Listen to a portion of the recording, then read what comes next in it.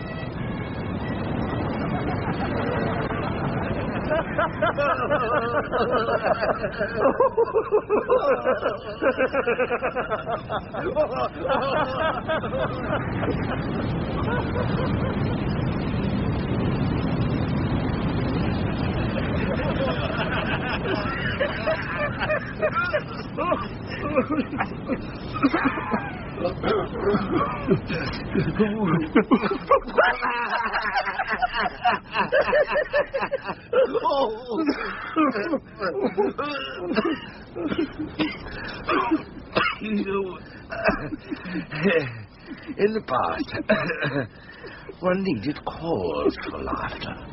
Now one needs none. Some short-circuiting of the brain. The pleasure principle, operating on a random basis. I am too weak. Weak with it all.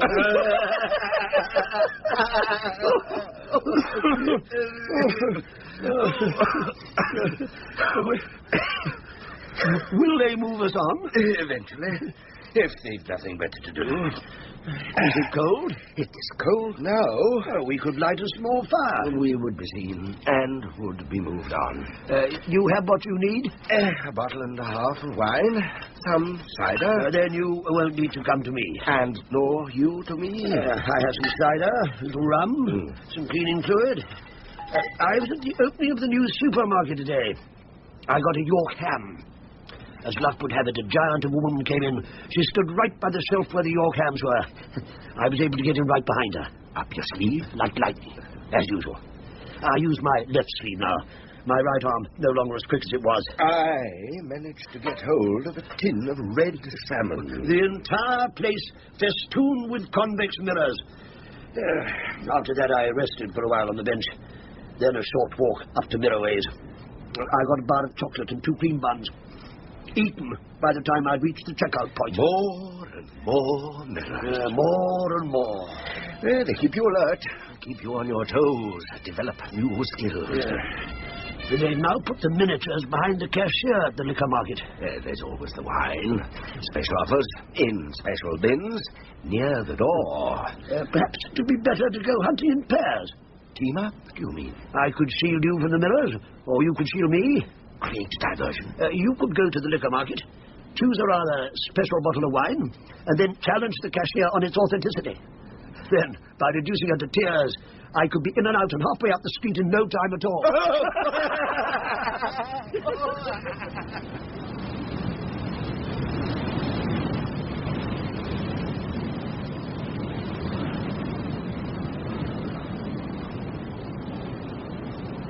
I've never tried cleaning fluid. I wouldn't recommend it. It tends to burn the back of your throat. Do you ever get the feeling of being fingered? Being fingered? I always hated the idea of being fingered. You've done enough of it in your time. I always hated the idea of being fingered by someone else. I became obsessive about cleanliness. I was always washing myself, always cleaning myself, always scrubbing away at my fingernails. I always used to clean the tight face with white spirit before touching the keys. Then suck the end of the cloth. Were you breastfed as a child? No. My mother, as I remember, had very modern ideas. Everything had to be very modern. All the latest fads. Perhaps that would account for the deplorable state you now find yourself in. When did you last wash? A week ago, I think. It's hard to be sure. The hand dryer broken down, the locks wrenched from the cubicle doors, and no paper towels. Should you experience any difficulty in answering any of the questions, please lick the Librium impregnate upper right-hand corner of the form. For the government clerk, please lick the Librium impregnate lower left-hand corner of the form you are now processing. I looking up your records somewhere, you looking up my records somewhere, everyone being fingered all the time. I hated sitting in that room. I hated sitting in front of that monochromatic screen. On the other hand, there's more than one keyboard, more than one terminal, more and more information being collected about all and sundry. It's almost impossible to get the fingernails entirely clean. Were they all obsessively clean? Who? Them. Them? Weren't you one of them yourself? Was I? Weren't you? Weren't you? Was I? No files on them? Of course. The files on everyone. Everyone's got lots of files. Stacks and stacks of files dotted about all over the country. Yeah, someone fingering them too. I expect so. And royalty too. I expect so. And lords and bishops and archbishops. I expect so. And the clergy too. I expect so. And teachers. Of course. And Johns. Absolutely. And children too. I expect so. And writers and artists and actors too. I expect so. And known associates. Of course. Who cohorts with whom? Most important, that one. Never know when that one's going to come in handy. I don't think I cohort with anyone. You cohort with me. The past is very dim to me now. There might be someone there you loved. You might be married. You might have children. None that I know of. I might have done a prison sentence for all I know. If I have children, they might all be abroad or living in the country. The eldest girl, if there was one, might have been raped for all I know. At any rate, none of them come to see me. Beastly hum. I hated the sound. Sometimes it kept me awake. Sometimes I found it soporific. A feeling in a 5 instead of a 3. Endless confusion, checking and rechecking. Nothing but abuse from the public. Nothing but numbers. Nothing to really go on at all. Do you think you ever get drunk?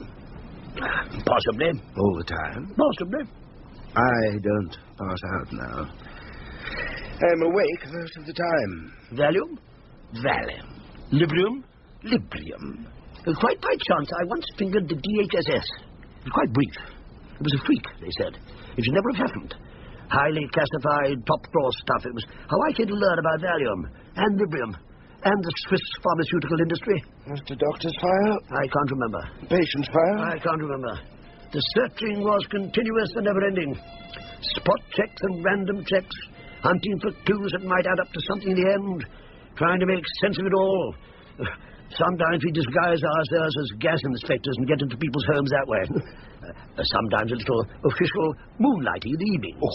Eavesdropping on the clientele in public houses from behind the bar. Who was cohorting with whom? How much was so-and-so spending on drink? Did they let you keep the money? Who? The department. What money? Your moonlighting money. Every penny had to be accounted for. The public had to account for the revenue.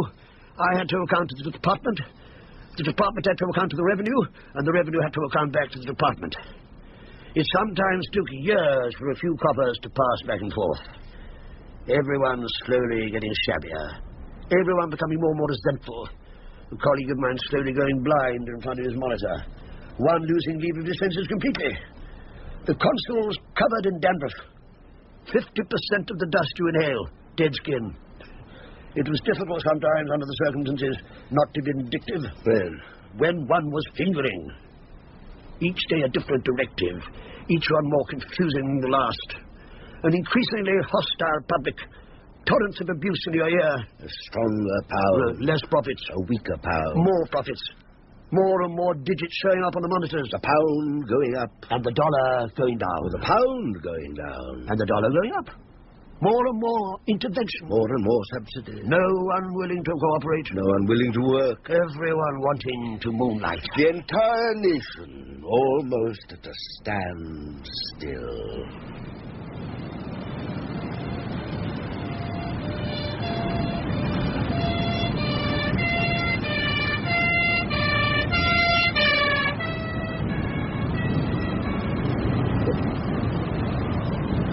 It was my marriage.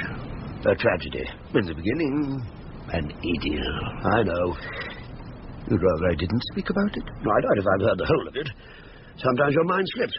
You become forgetful. Or evasive. 20 years. Yes. Until she liberated herself. The unshackling of the chains was how she put it. Yes. She read a book on the subject. And overnight, everything changed. Yes. Everything was to be equally divided. All responsibilities shared. Yes. I was to scrub my half of the kitchen floor, and she was to scrub hers. At the end of the month, the accounts. If I had more than my fair share of the gin, then I would account to her. And if she had more than hers, then she would account to me. One night, I on top of her. The next, she on top of me. Did she ever take to wearing her clothes?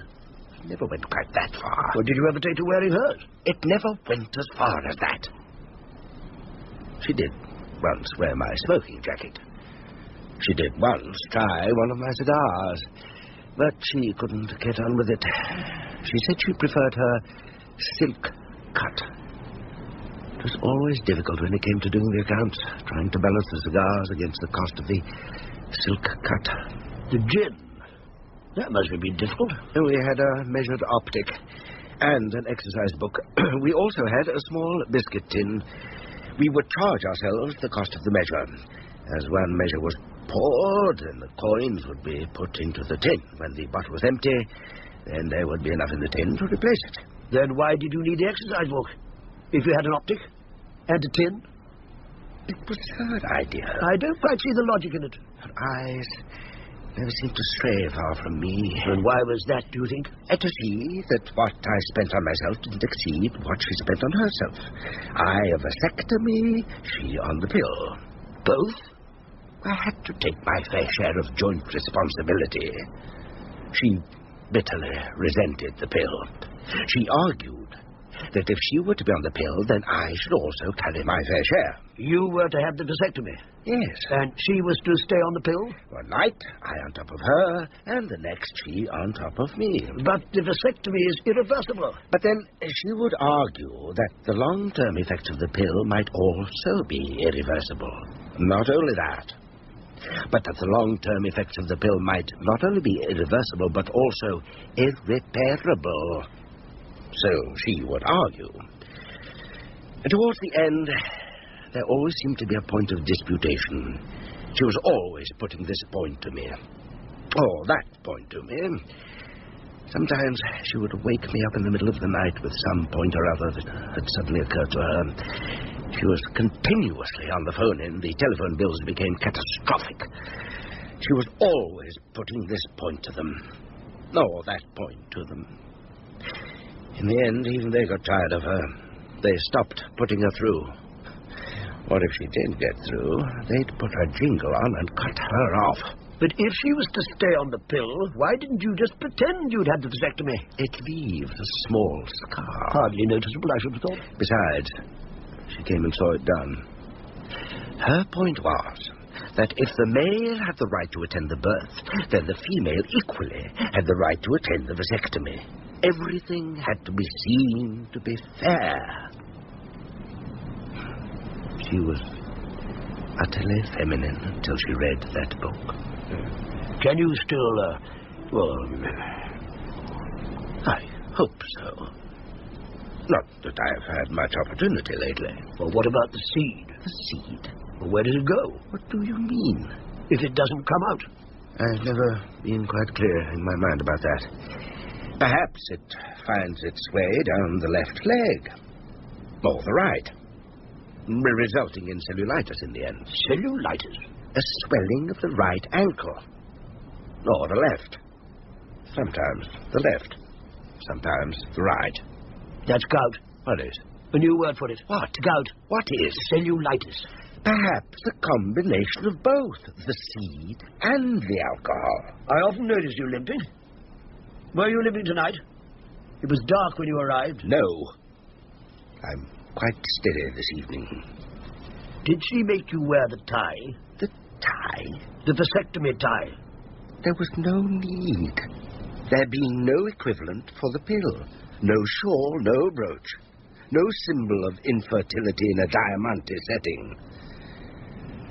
I do sometimes go and see her. Who? My late wife. But you are not divorced. She is not dead. Late of Abinger Road. The both of us. She never recognizes me, or doesn't appear to, or doesn't want to. She sits in a corner of the room, Always the same corner, always the same chair. She is always heavily sedated. Sometimes a crooked smile on her face, her head to one side, her eyes rolled upwards. But no one seems to mind. The nurses seem to take it all very much for granted.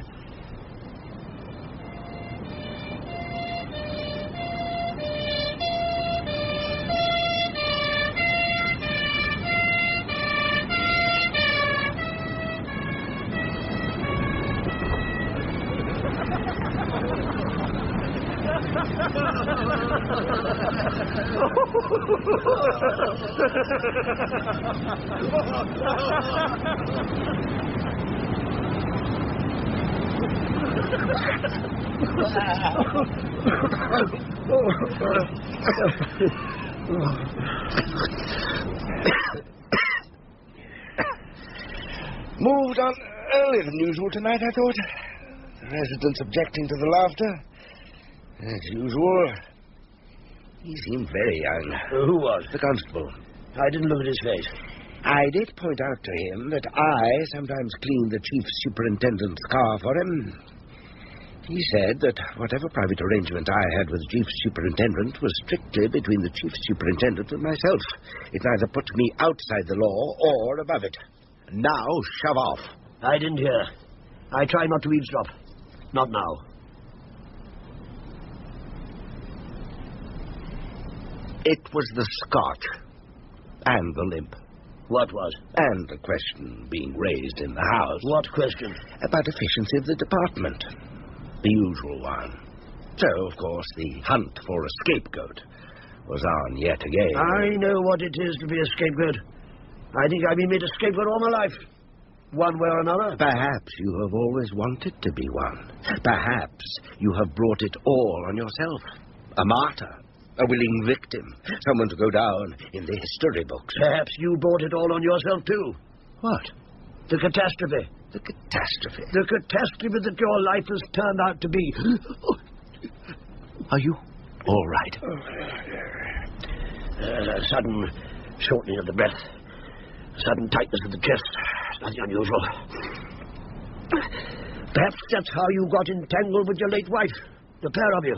Both willing victims. There are areas within oneself that one wouldn't care to delve into too deeply. As I said, the hunt was on.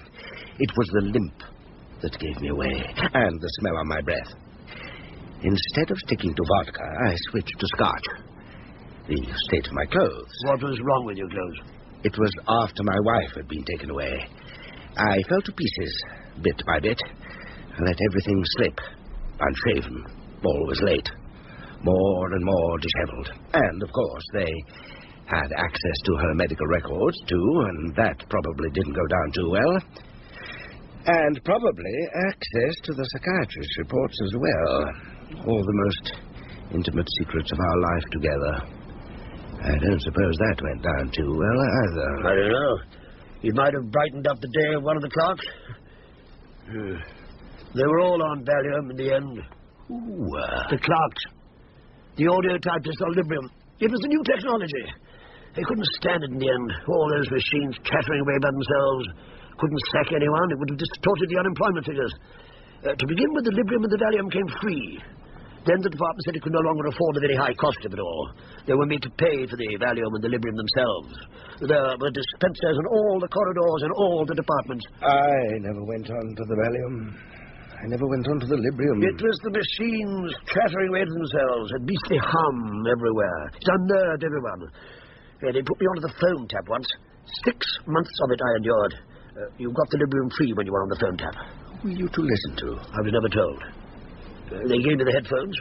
I was to go into a cubicle, go into a pre-selected junction, and listen. What were you to listen for? I was never told. What did you hear? Nothing. For 6 months? Sometimes he would dial time or dial a record, a bedtime story. Once he dialed a recipe and got through to the Financial Times by mistake, or so it seemed. He? Or she. I sometimes used to crave for the voice to speak to me. I crave for human contact. No one can stick it for more than 6 months at a time. after that strain begins to show. But you might have heard something. That was the supposition, of course. In the end, I began to believe that it was I who was being listened to. That whoever it was I was supposed to be listening to was in fact listening to me to see if I was listening to them. Perhaps they were. Who? Whoever put you onto it. Onto what? The phone tap. New technology. A new device. A committee of ways and means set up to look into it. A guinea pig. An unknown victim to try out the new device. See how he stands up to the strain. I was once asked to keep an eye on a colleague in the department. Who'd probably been asked to keep an eye on someone else. Yes, there was a period when everyone did seem to be glancing backwards over their shoulders. What were you to look out for? His lifestyle, that sort of thing. Someone higher up had taken an interest in him. And what did you find out? Nothing. There was nothing to find out, except that he was the most frightful bore. Talked of nothing but his roses, his retirement. What do you do if the pools came up? Loss of sexual appetite, thinning hair, receding gums, a lot of nonsense about virility pills. And what to do about dandruff. The fact that his son would get up and walk out of the room whenever he entered it. The fact that the son would leave scraps of paper about the house. Were you there at the moment of conception, Father? How do you know you were, Father? Perhaps Mother got out of the house one night. Did you ever think of that, Father? The headmaster told him that he had a genius for a son. 5 A-levels, all grade A passes. Do you think those A-levels came out of your genes, Father? Do you really think so? His wife, menopausal. 5 Valium a day. Did you reveal all this in your report? An edited version. A few embellishments. I left out a bit about the son. It was their own motives they had misinterpreted. They'd all forgotten that in the beginning they'd all considered him the most frightful bore. They had forgotten that in the beginning that it was they who had shunned him. They now thought that it was he who was shunning them. There had been a number of leaks in the department. Everyone was under a cloud.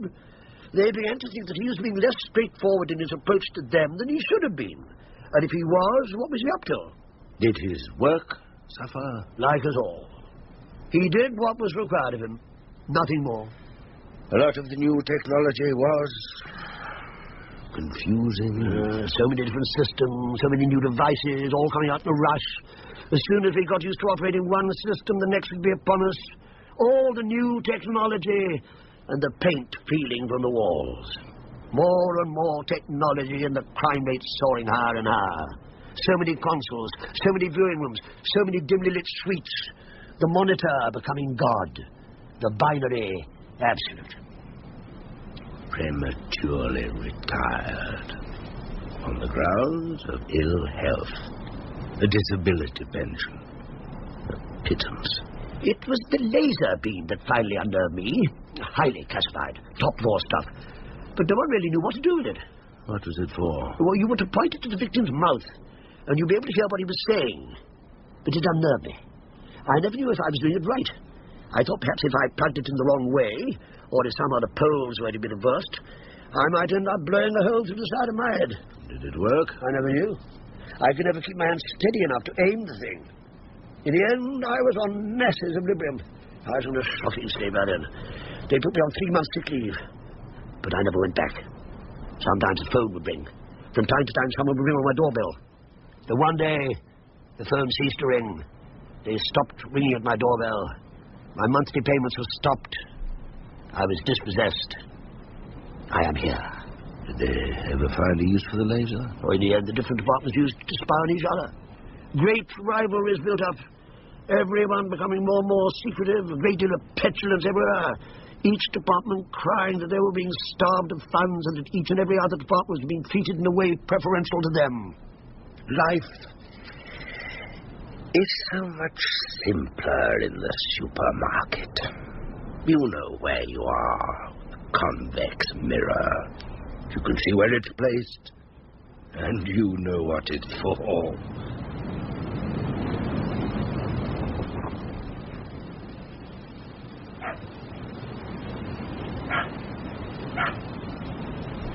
Would you like to try a little of the fluid? I never have. Pass me your bottle. Always mix it with the cider, never the wine. I won't give you too much. It takes time to get used to it. I get it from the hardware shop near Mirrorways. They have it out on the pavement. A special offer in special bins. Would you care for some wine?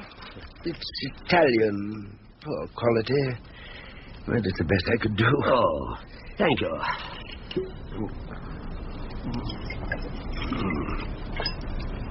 I see what you mean. It is warming, and it does take away from the sweetness of the cider. It helps eke it out. Do you find it tends to burn the back of your throat? Only slightly. Oh, would you care for some ham? Thank you. And some bread to go with it? Thank you. I still have some salmon if you'd care for them. Salmon? Who can afford such luxuries these days? In many ways, I think I'm better off now than I was before I took to this way of life. No overheads, no laundry bills, no final demands of any kind, and plenty of food going to waste if you know the right places. Do you still keep your belongings in the same place? Yes. I found an old shed at the back of the allotment, near to the railway embankment. It was once used as an outside toilet. Nothing in it now, of course, but it is dry. The salmon is getting more and more difficult to get hold of. They keep moving the tins nearer and nearer the checkout point. This ham is delicious. The bread a trifle stale, I'm afraid. Just the right texture to go with the ham. I preferred the manual search for the files. It would sometimes occupy for weeks. It would sometimes take months to put two and two together. And even then you were lucky if you came up with the right answer. There was always something that didn't quite make sense. Always something that didn't quite add up. Always something nagging away at the back of one's mind. Going down to the archives at 11. Then the quick dive out of coach and horses, a few cookums. Then back in time for lunch. And sometimes the files would be misplaced or wouldn't be there at all. Someone from some other department doing a different sort of search. And sometimes they'd have someone else's press cuttings in them. I once spent a year tracking down a file. I had to give up in the end. By that time, of course, when I re-emerged, the fuss had all died down. There have been several transfers, one or two deaths, one or two retirements, and no one really seemed quite sure why the file had been asked for in the first place. It was New Year's Eve when I finally did re-emerge. Everyone was completely euphoric. The party went on until the small hours. The next day, everyone racked with guilt. As usual.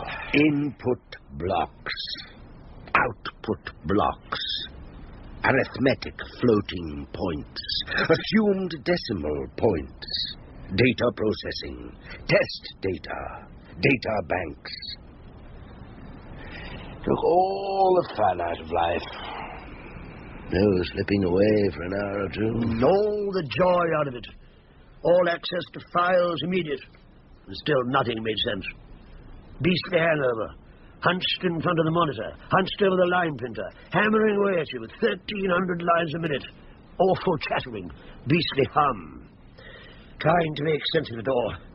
The trade at the coach and horses down by half. So, having to expand one's energies into the vacuum. Having to take an interest in people one wouldn't normally be interested in. Nothing making sense. So, back to the tried and proven methods. Snouts appearing wherever you look. Why no snouts appearing in bars? Listening for bits of gossip. Keeping their ears peeled. Were you ever approached? It was put to me that it might be in my best interest to do so. Certain sections of the Vagrancy Act were quoted to me. I sat in bars for a while. Were you of any use? Not much. You heard nothing? I heard quite a lot, but nothing I was prepared to pass on. I tended to rely upon my imagination more than anything else. And your contact? I never really thought he was very interested. That he was acting out a role of some kind, a self-fulfilling fantasy. That I was really being used so that he could get out of the office from time to time. That he was somehow filling in a vacuum in his own life. Then he suddenly left the district. I was never taken up by anyone else. Were you paid? I was only bought drinks. Was there the promise? There was always the promise. I know about the promise. You? Yes, it was put to me once that it would be in my best interest to do so, too. It seems I'd been fingered by an informant over a tin of sardines. I sat in bars for a while. Did you hear anything? Not much. He seemed to be mostly consistent sitting there listening to people inventing the most outrageous pasts of themselves. And your contact? Like yours. I never really thought he was very interested. That he was acting out a role of some kind, a self-fulfilling fantasy. That I, too, was really being used so that he had the excuse to get out of the office from time to time. I had to call him every Tuesday at his office at 11. He'd arrive within minutes. I had to call mine at 11 on a Wednesday. Where did you meet yours? At the Green Man. And you? At the Bull. I used to think he was lonely. He seemed only to want to talk about his daughter, the man she'd run off with. Her name was Anne. Rose. What was the colour of his hair? It was grey. And his eyes? They were blue. Anything else? He had a small moustache. Yes. A gold ring on the small finger of his left hand? Yes. When you phoned yours, did you ask for him by name? I never knew his name. I was to ask for an extension number. If he answered, I was to speak. If someone else answered, I was to put down the receiver. Do you remember the number? Too long ago. Well, you must have called him something when you met. He said to call him Bill. Well, mine said to call him Tom. And he, too, suddenly left the district. I was never taken up by anyone else either. Did he say he knew all about you? He said he knew everything. He said he'd seen one of my files. On microfilm? Yes. Did he say which file he'd seen? Just that he'd seen one of them. Anything in your past? In my past? Anything incriminating? I hope not. I'd said he'd seen one of my files, too. Were you paid? I was only bought drinks. Usually halves. He was very sparing. Was there the promise? Oh, yes, there was the promise.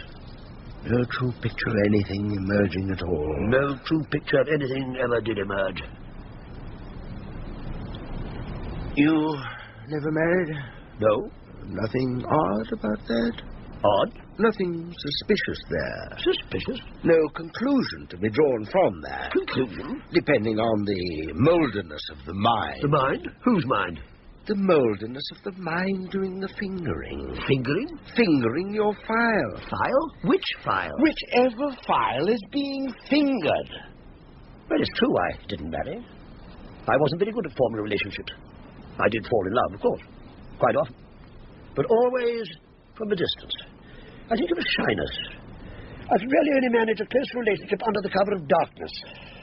But the Street Offences Act put an end to that. I did try the sauna once, but I couldn't stand the glare. I did ask them to switch off the light for me, but they said it would contravene Section 4 of the Sauna Health Act. Since then, I have been celibate. I don't suppose that's in your file. What? Your trip to the sauna. In the end, with more and more time in our hands, expanding our activities more and more into the vacuum, we had to start making moral judgments. We had to start writing reports. On what? On whatever it was we could deduce from the information available to us. Any WKPs? WKPs? Well-known persons. Different department altogether. Top-drawer stuff, highly classified.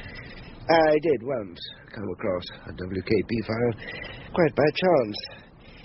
It was in the days when we searched manually.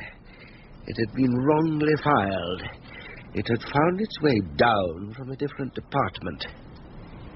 It was all there. Everything.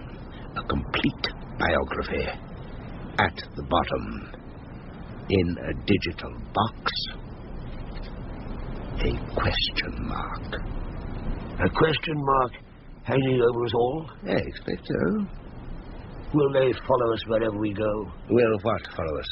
Our files. I expect so. Picked up on a vagrancy charge in the end. If they want to. More and more activity expanding into the vacuum. I expect so. Objectives are becoming less and less clear. I expect so. Stored on a colossal scale. I expect so. Vast sums being flashed from terminal to terminal. I expect so. Huge amounts being bunched off the moon by laser. I expect so. The more sophisticated the system, the more sophisticated the response. I expect so. Down on the floor, scratching around for pfennigs. Earlier, you said you weren't sure whether you had been married or not. Now you are sure that you weren't. Well, I do have my more lucid moments, from time to time. But they are becoming less and less frequent. Thank God.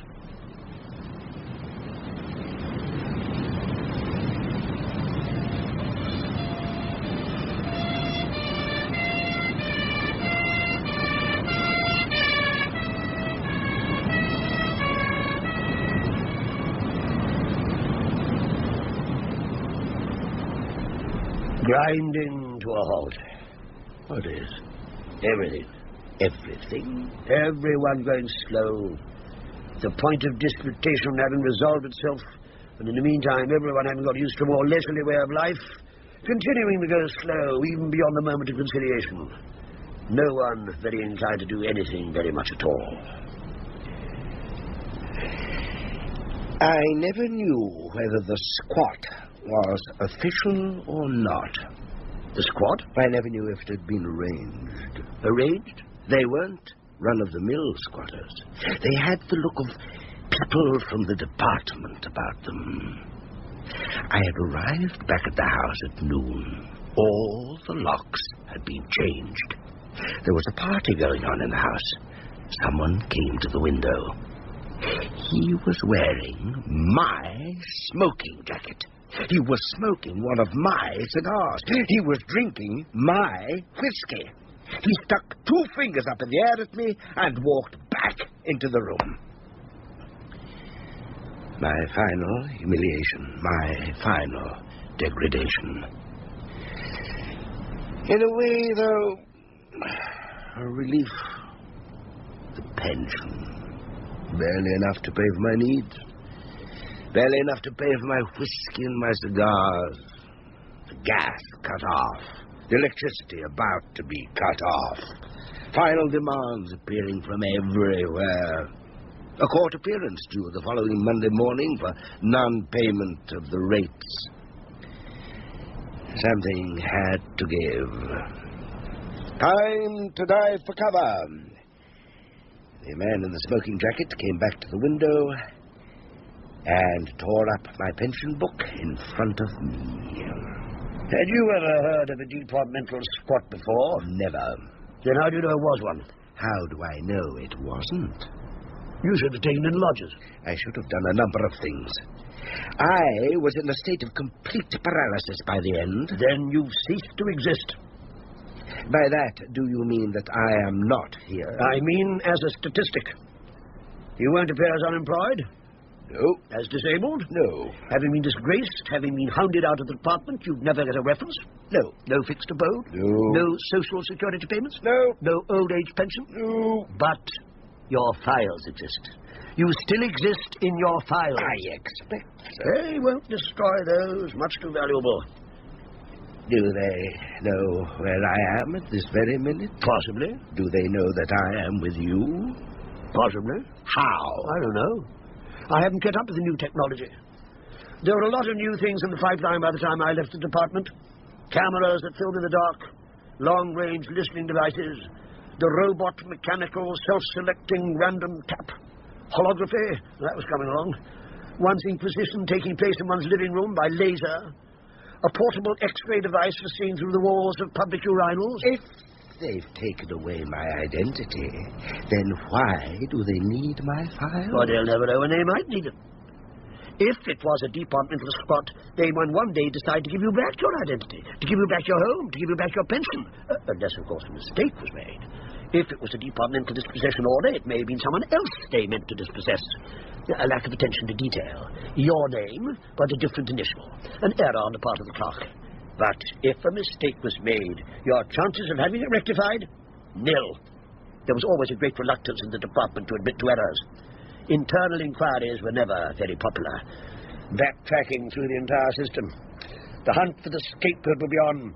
Heads would have to topple. I expect your files will be in the officially misplaced files section. It was quite large by the time I left. Misplaced files were turning up from all over the place. They had over 100 clerks working in that section by the time I left. I expect my file is right there by now, if it is not in the escaped files section.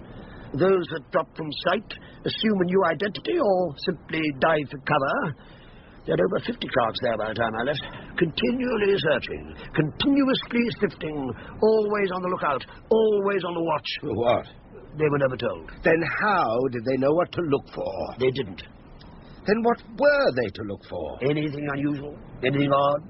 Anything out of the ordinary? Anything odd or unusual had to be referred upstairs. And who was up there? We never knew. When I was on the laser, I was given a number to ring if I came across anything out of the ordinary. A querulous voice would answer, "Well, what is it?" And you'd tell them. And then they'd say, "Well, good hunting." And then they'd go. Sometimes a man's voice, sometimes a woman's.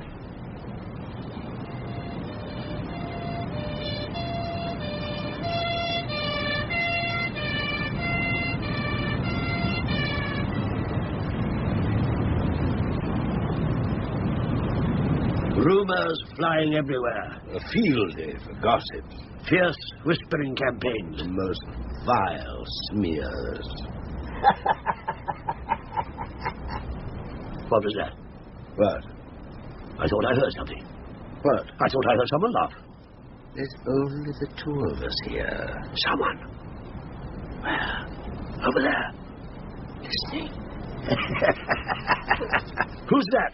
And I never thought I'd come across the two of you again. Who are you? Don't you recognize my voice? Is it Tom? It's Bill. It's Gerald. You sound like Tom. Do you have a drink? No, I've finished it all. How can you be Gerald if you are Bill? You certainly cannot be Gerald if you are Tom. In my game, you gave the impression you wanted to give. What game? Whatever game it was. And what game was that? If I told you that, you'd be as wise as me. Have you got a drink? No. Are you being purposely obscure? Have you been listening to us? I was asleep. The sound of the siren woke me. I heard some of what you were saying. Deplorable. I said, are you being purposely obscure? In my game, it's sometimes paid to be obscure. One of the tricks of the trade. What trade? Whatever trade it was. I was never quite sure about you. Who you were. Where you came from.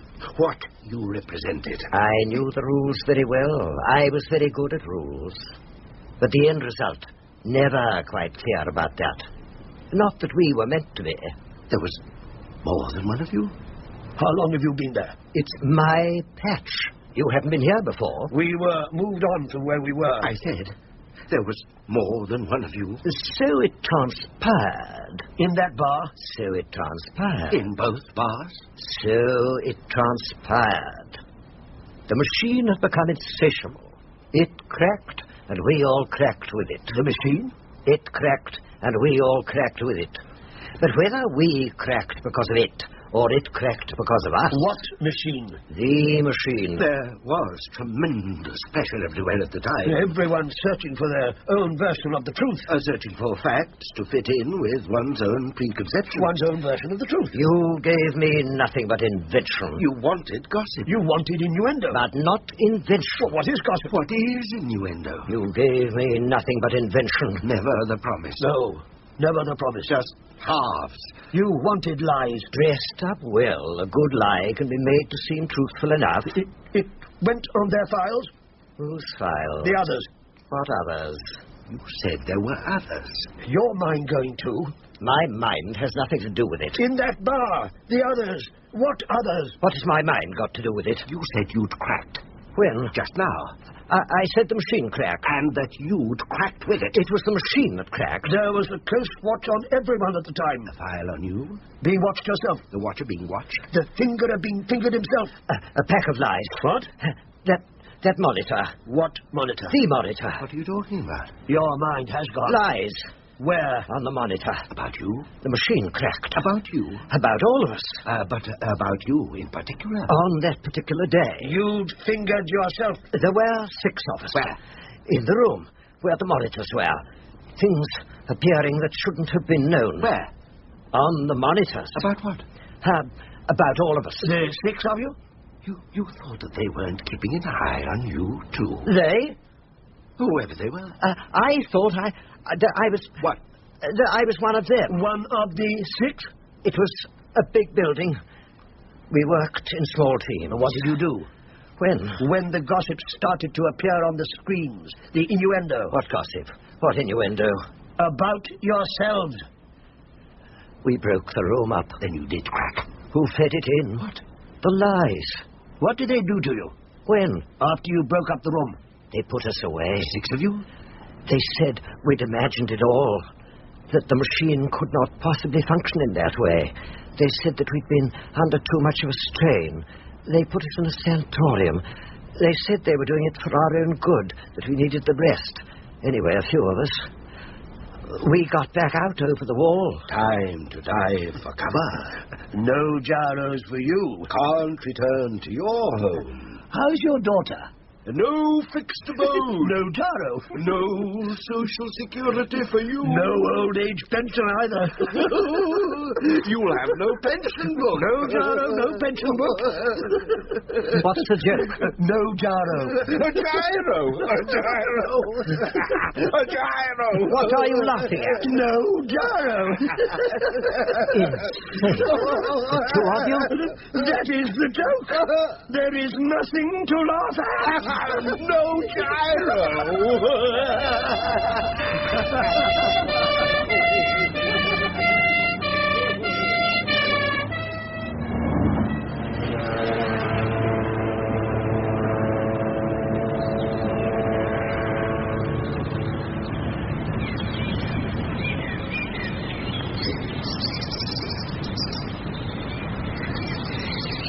The Clerks was written for radio by Rhys Adrian. Hugh Burden played the part of Hugh. Freddie Jones, that of Freddie, and Gerald Cross was Gerald. The play was directed by John Tyden. This video was uploaded to the channel, Thinking Out Loud. Please like, comment and subscribe to the Thinking Out Loud channel. Thank you.